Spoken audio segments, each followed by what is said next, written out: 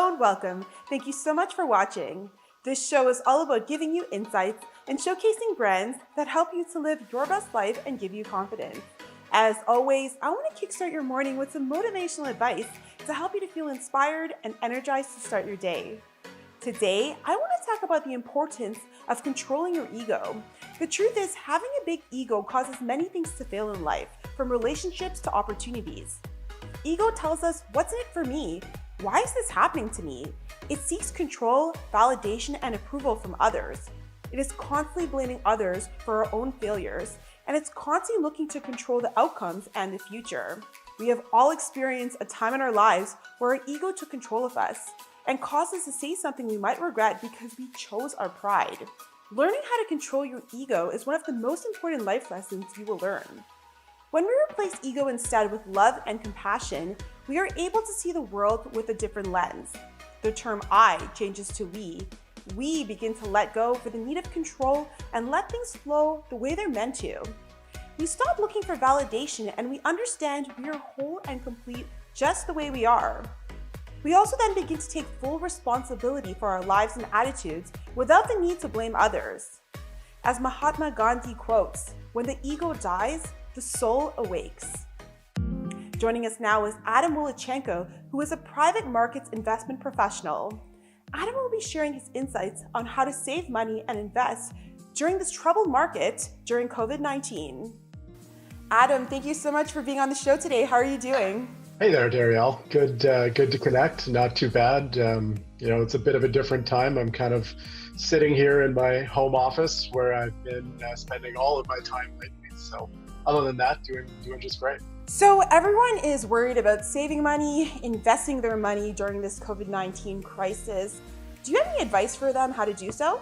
Yeah, I have. I spend a lot of my time not thinking about individuals, thinking about bigger investors. But there's a lot of great lessons I think you can learn from how the big guys think about the world and do their investing. The first thing I would say is it seems like a bit of a new world that we're living in right now, and in some ways it is.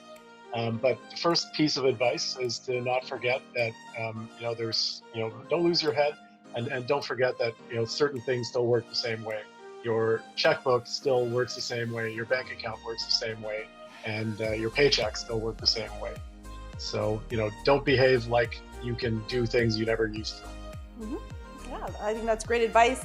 And would you call this a recession or depression, because the economy is just so uncertain right now? Yeah, it's a very interesting question.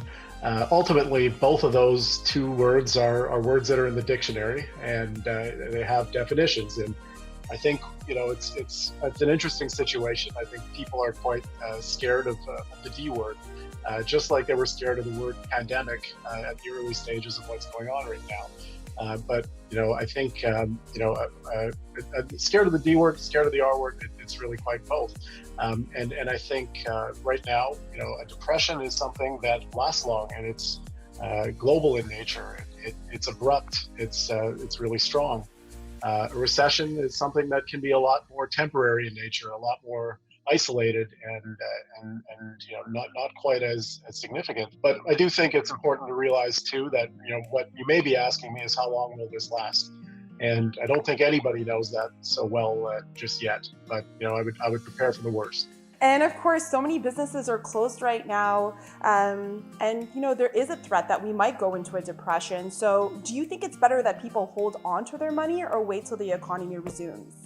This is one of those places where I think individuals and people thinking about their own accounts and their own investing can learn from some of the bigger guys. If you look at some of the large institutional investors in the world, and those are sovereign funds, those are pension funds, and other big sort of pools of investment dollars, they make it a part of their operating processes to keep investing in all markets.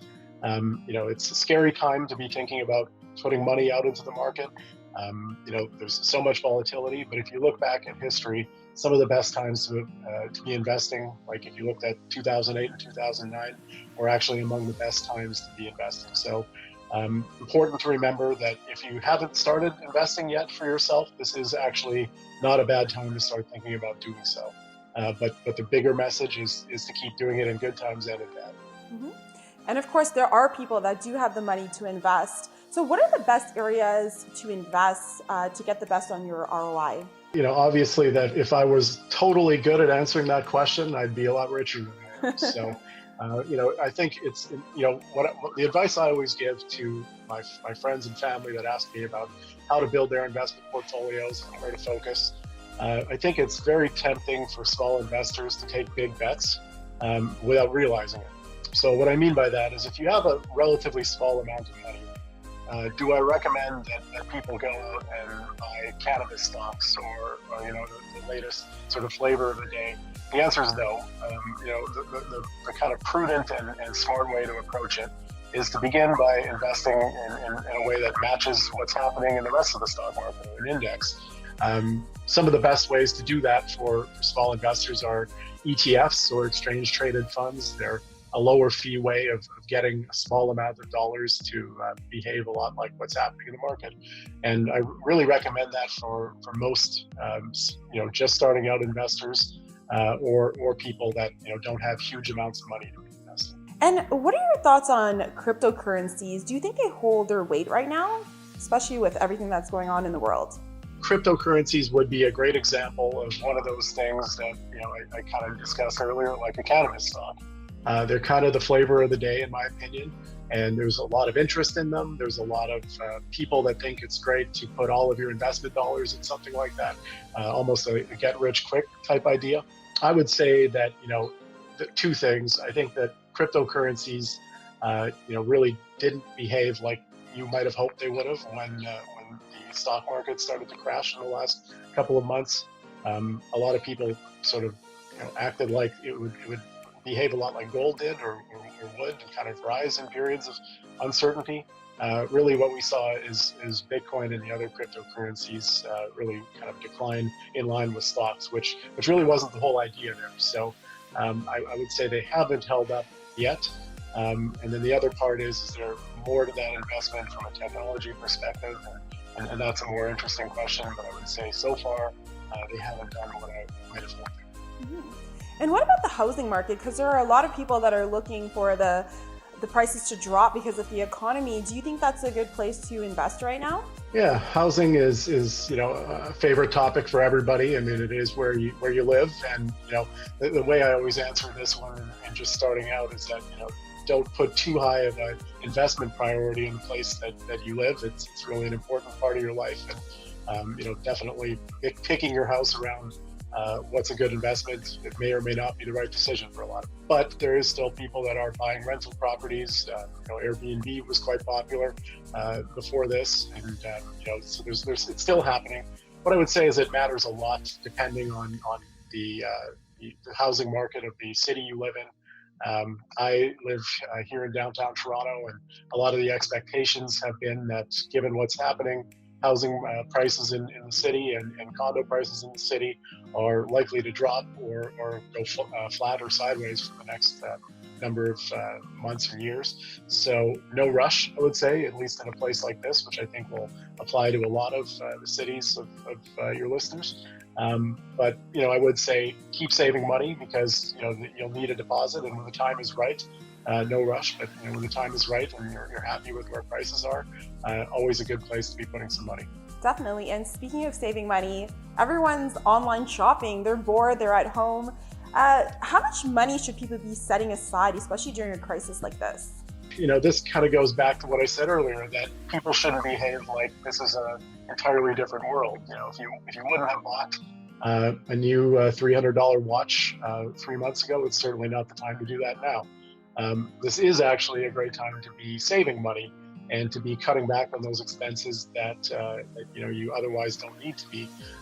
You might think about canceling some tiers of internet service or other things you've been paying for that you don't need now that you're sort of not working as much or you're home more.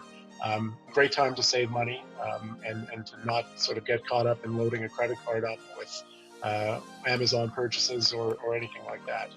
But I do think people should look to be saving a lot of money every month, even in times like this. That should be somewhere in the area of 10% or 20% of everything they make. and putting it aside and eventually investing it into some opportunities like the exchange traded funds I mentioned. I think that's great advice, Adam. So where can people connect with you on social media? So I've got a Twitter account that I use from time to time, and that's at Adam Wylychenko. Otherwise, LinkedIn is a great place to find me. It's just under my name, and you'll see me come up. All right, amazing. Well, thank you so much, Adam, for being on this show today. I appreciate it, and stay safe out there. Thanks, and you too. Tag TV is available on Roku, Amazon Fire TV, Apple and Android TVs, as well as on Apple and Android phones. Watch us live through Facebook and Twitter.